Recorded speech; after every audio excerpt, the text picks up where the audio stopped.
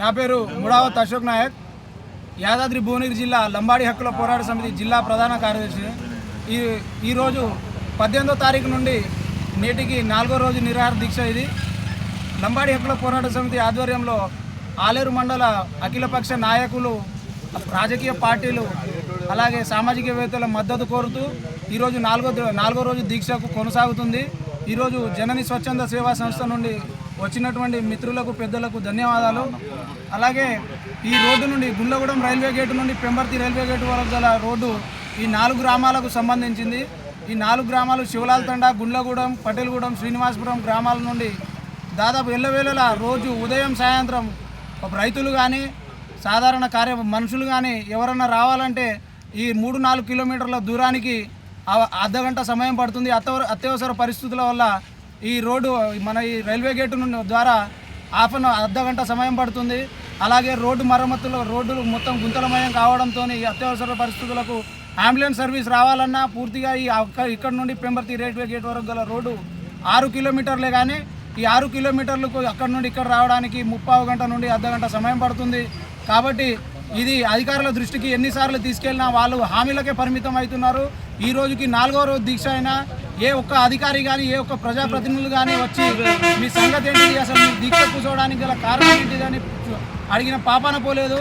వాళ్ళు వచ్చి ఈ 4 గ్రామాల ఓటర్లుగానే చూస్తున్నారు తప్ప 5 నుండి 8 వేల మంది జనాభాను కేవలం ఓటు బ్యాంకింగ్కే ఉపయోగించున్నారే తప్ప మమ్మల్ని ఒక మనుషులుగా చూడట్లేదు. మా బాధలు ఎవరు తీర్చడం లేదు. దయచేసి ఈ 2 రోజులలో ఆర్ఎన్బి మినిస్టర్ గారు కానీ, లేదా స్థానిక బీర్లాయల గారు కానీ, ఎమ్మెల్యే గారు కానీ ఇక్కడికి వచ్చి మా యొక్క ఈ సమస్యను పరిష్కరించకపోతే మరో 2 రోజుల్లో 48 గంటల తర్వాత ఆమరణ నిరాహార దీక్ష చేయడానికి కూడా నేను వెనకాడబోనని ఈ సభాముఖంగా తెలియజేస్తున్నాను. దయచేసి ఈ కుటుంబాలను, ఇప్పటికే 3 కుటుంబాలు రోడ్డున పడ్డాయి. పెద్ద దిక్కులు, వాళ్ళ హ్యాండిక్యాప్డ్ క్యాండిడేట్ గత 2 వారాల కింద పడితే వాళ్ళ అమ్మ చనిపోయింది.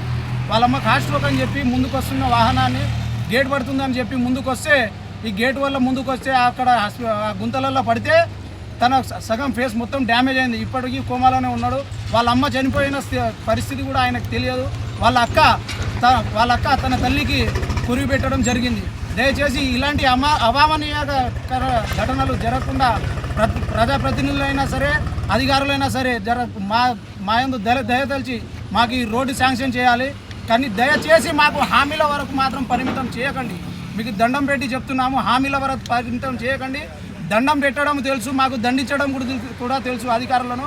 మాకు దయచేసి మాకు ఈ రోడ్డు త్వరలో మాకు శాంక్షన్ చేయకపోతే మాత్రం మీ ఇల్లు ముట్టడిస్తాం. త్వరలోనే భారీ ఎత్తున మా ఈ గ్రామాల నుండి మద్దతు తెలుపుకొని భారీ ఎత్తున మేము ధర్నా చేయడం జరుగుతుంది.